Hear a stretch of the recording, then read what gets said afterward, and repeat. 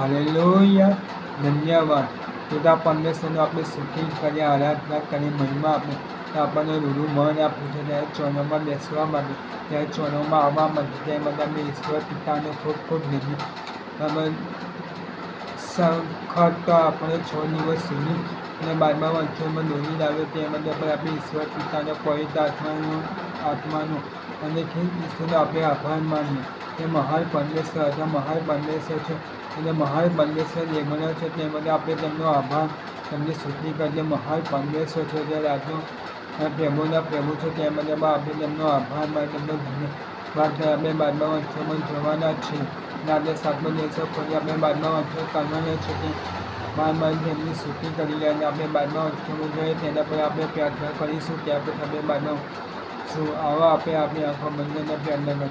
Hallelujah, hallelujah, hallelujah. ધન્યવાદ, ધન્યવાદ, ધન્યવાદ. પિતા પરમેશ્વર અમે તમે સ્તુતિ કરીએ છીએ. તમે મહાન પરમેશ્વર છો, રહેવાના છો તેમ આભાર માની સત્ય તમને 6 દિવસ સુધી તમને અમને 12મા વંશોમાં દોરી લાવ્યો આજે 7મો દિવસ એકવાર ફરી તમે મને દોરી લાવ્યા છો ત્યાં બધા અમે તમારો ધન્યવાદ કરીએ, તમારો આભાર માટે. પિતા પરમેશ્વર તમે તમારી ઈચ્છા અનુસાર અમે તમે ચોરામાં બેસી શકીએ છીએ ત્યાં અમે તમારા સભામાં તમારી સ્તુતિ કરીએ છીએ. એકવાર ફરી અમે પ્રાર્થના કરીએ આજે 7મો દિવસ અમે છીએ તે માત્ર પરમેશ્વર પિતા તેની હિસાબે અમે ચાલનારા થઈને તમે સાચા બાળકો બને. પિતા પરમેશ્વર તમે એવું વિનંતી તમે અમે પહેલાં સાંભળ્યો છો ને તેની હિસાબે તમે કરો છો તેમ અમારો ધન્યવાદ કરીએ છીએ, તમારો આભાર માનીએ છીએ. અમે બોલવા ચાવવા જોવા વિચારવા બાપ મને આપણે દક્ષિણ બાજુ થયું તો અમને સમા કરશો. પિતા પરમેશ્વર એમાંથી આગળ અમે પહેલાં સમજી અમે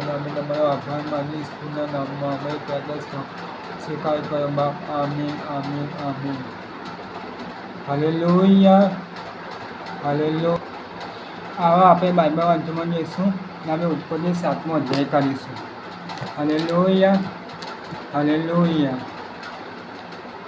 આપણે ઉપરનું પુસ્તક કરીશું તો તેમાં 7મો અધ્યાય આપણે વાંચીશું ફક્ત અને ત્યાં આપણે અમારે લખવામાં આવ્યું છે.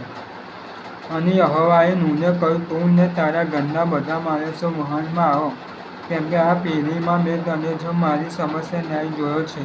સર્વ શુદ્ધ પશુમાંથી 7 નર નારી ને અશુદ્ધ પશુમાંથી 2 નર નારી તું તારી સાથે લે અને આકાશના પક્ષીઓમાંના 7 નર માદા આખી પૃથ્વી પર બીજ રાખવા માટે લે, કેમ કે 7 દિવસ પછી હું પૃથ્વી પર 40 દિવસ તથા 40 રાત સુધી વરસાદ વરસાવીશ અને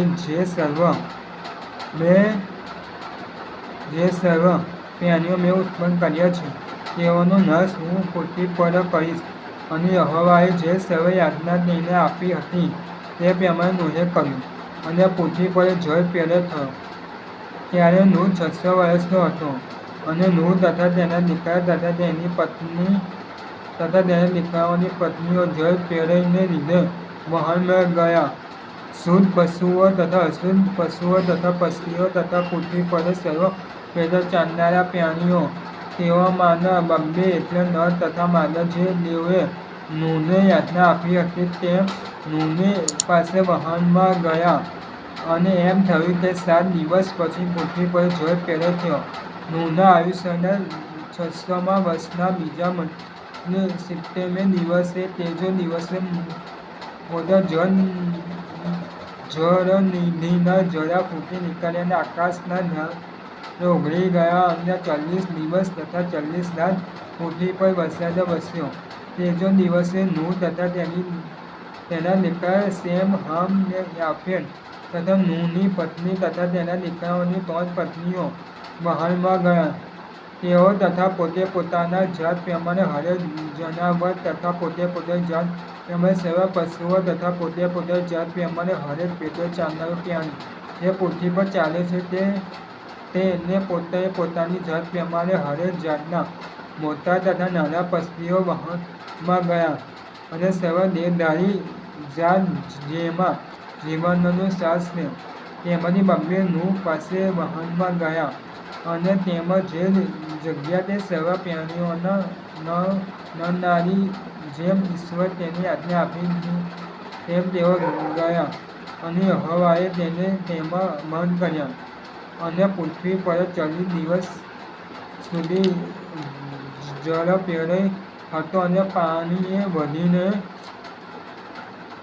વહાણને તરતું કર્યું ને તે પૃથ્વી પરથી ઉછળ્યું અને પાણી વધ્યું ને પૃથ્વી પર બહુ ઝર્યું અને પાણી પર વહાણ ચાલ્યું અને પૃથ્વી પર પાણી ઘણું ઝર્યું અને આકાશ નીચેના સર્વ ઊંચા પર્વતો ઢંકાઈ ગયા.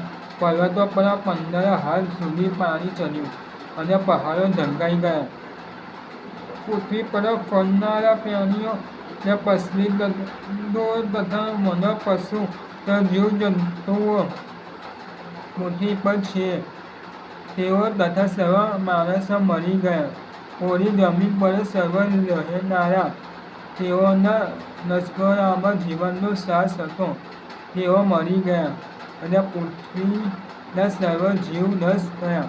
એટલે માણસ તથા પશુ તથા પેદા ચાલનારા તથા આકાશના પક્ષી પૃથ્વી પરથી નષ્ટ થયા.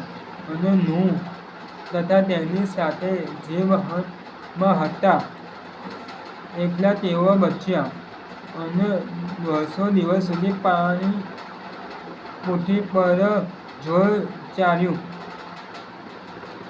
હાલેલુયા. પ્રભુ તેના વાંચેલા વચનને આશીર્વાદિત કરે. આમેન. છેલ્લી પ્રાર્થના કરીશું. આવો આપણે આપણી આંખો બંધ.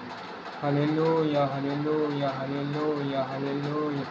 પ્રિય પરમેશ્વરનો જય જયકાર થાય. પ્રિય પરમેશ્વરની આરાધના, પ્રિય પરમેશ્વરની સ્તુતિ પ્રશંસા અમે કરીએ છીએ. તમને તમે જો સાજા ભાવ આપનારા દેવ છો પરમેશ્વર પિતા. જો કોઈ આ પ્રાર્થના સાંભળી રહ્યું છે અને તે માન્યું છે પિતા પરમેશ્વર, તો તમારા સ્વરથી તમે તેને સાજા ભાવ આપીશું.